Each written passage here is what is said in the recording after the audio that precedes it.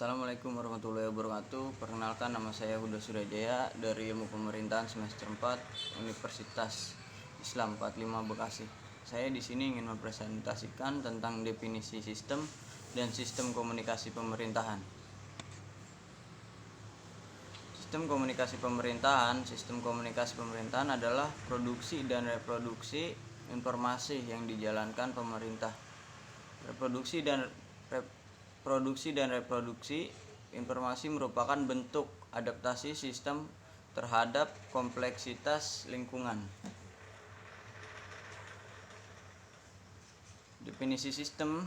Kata sistem berasal dari bahasa Latin sistema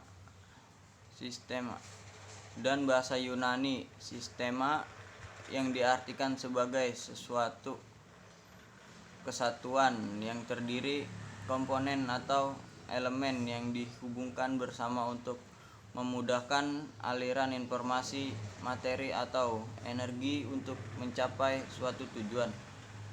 Definisi sistem secara umum adalah suatu kumpulan objek atau unsur-unsur atau bagian-bagian yang memiliki arti berbeda-beda, yang saling memiliki hubungan, saling bekerja sama, dan saling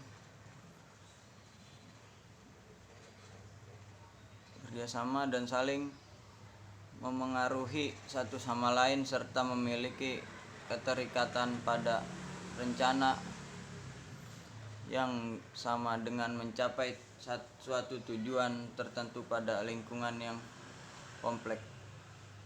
Menurut David G.B., sistem merupakan gabungan dari berbagai elemen yang bekerja sama untuk mencapai suatu target.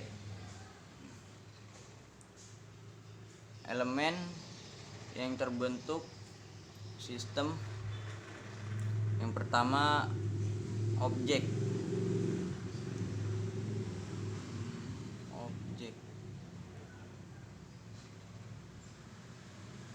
Objek adalah bagian elemen atau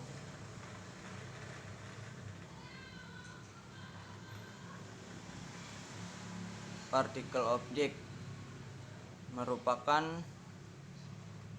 objek berupa benda fisik, objektif, atau keduanya.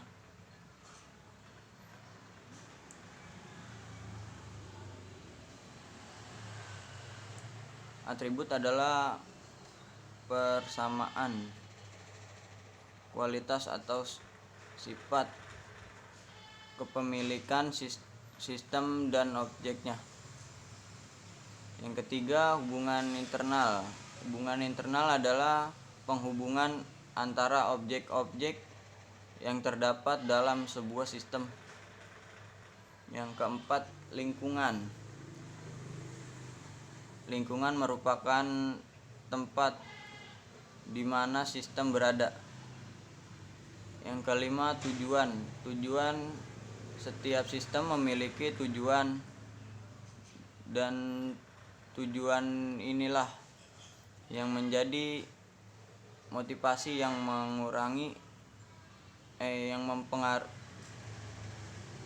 mengarahkan sistem. Masukan yaitu suatu yang masuk ke dalam sistem dan selanjutnya menjadi bahan untuk diproses. Yang ketujuh, keluaran. Keluaran adalah hasil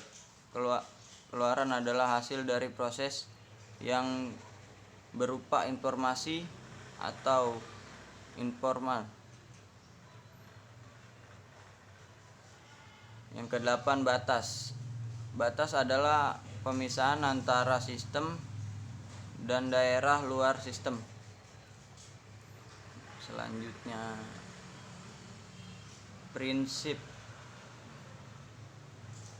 prinsip komunikasi pemerintahan: keterbukaan,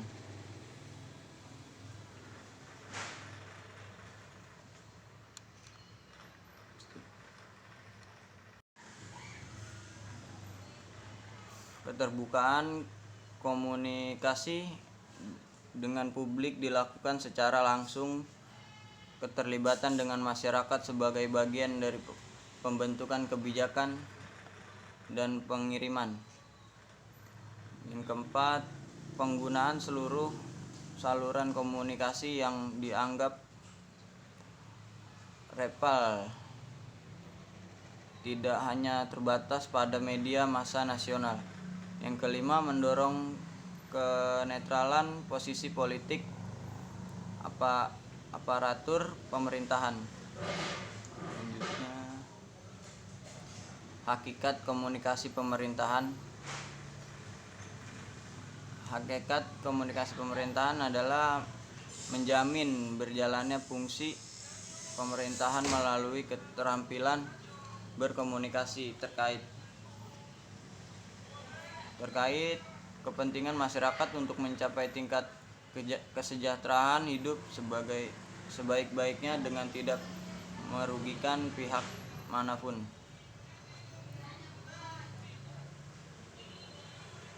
Fungsi komunikasi pemerintahan.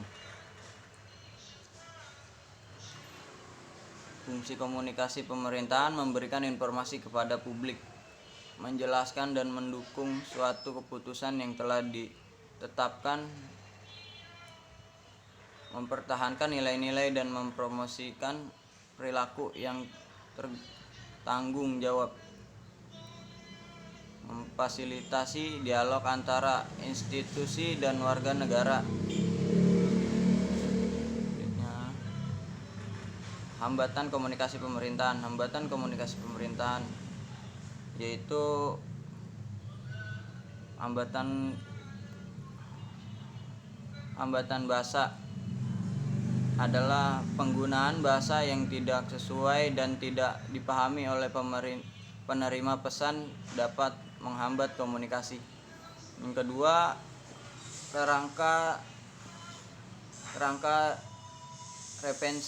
referensi adalah setiap orang memiliki kerangka referensi yang berbeda dan dapat mempengaruhi efektivitas pesan yang disampaikan.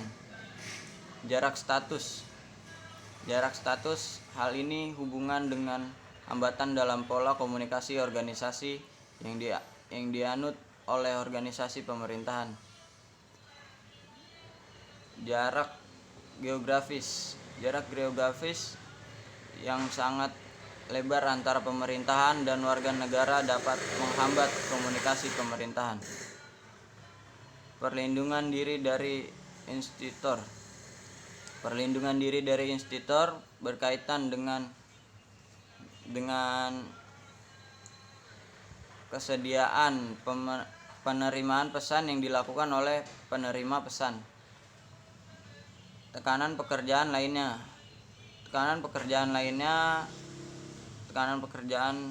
yang dialami dapat menyebabkan hilang prioritas terhadap pengiriman dan penerimaan pesan. Pembatasan yang disengaja pada komunikasi.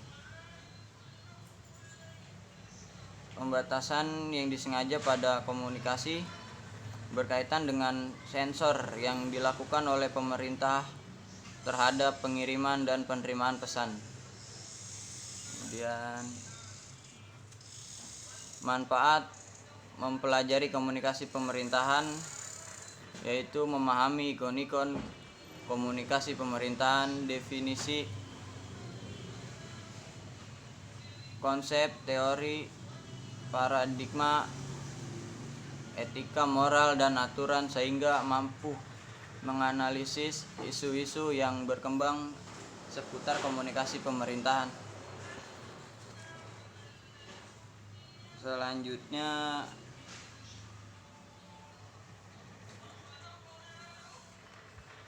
mengenai tentang COVID-19.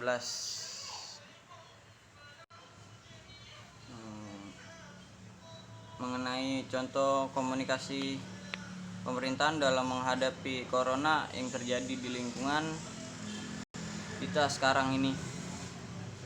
Aparatur pemerintahan dituntut berkomitmen pada komunikasi dua arah dalam menghadapi corona, dari pemerintahan ke masyarakat dan sebaliknya. Dari masyarakat ke pemerintahan, pemerintahan perlu menyampaikan informasi tentang corona kepada masyarakat agar masyarakat mengetahui banyak hal terkaitnya fungsi,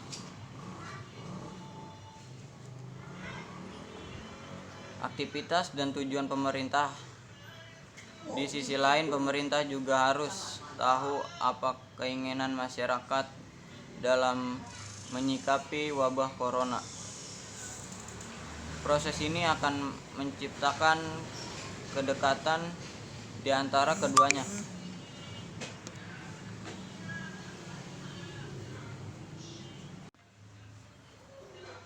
Tidak ada jurang pemisah yang menggangga lebar memerangi corona.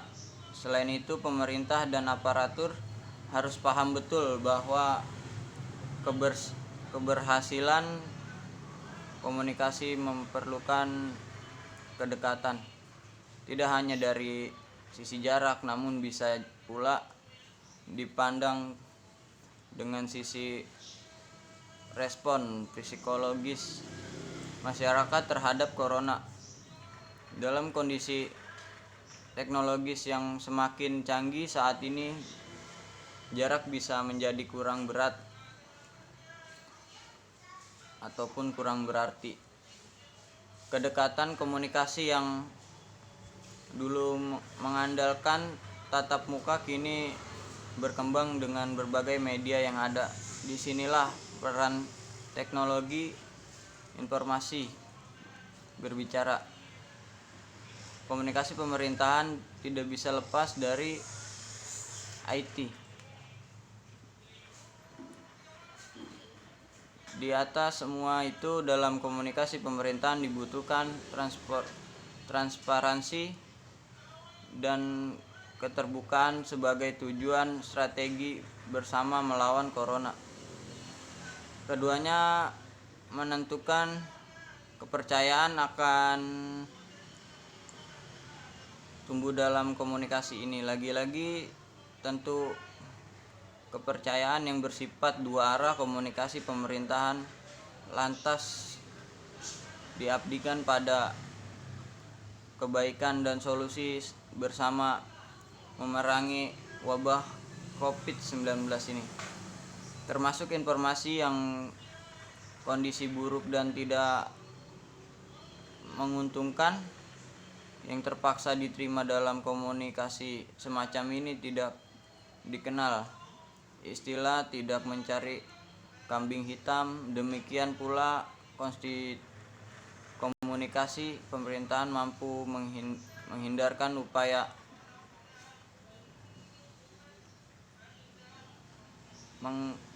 mengalir di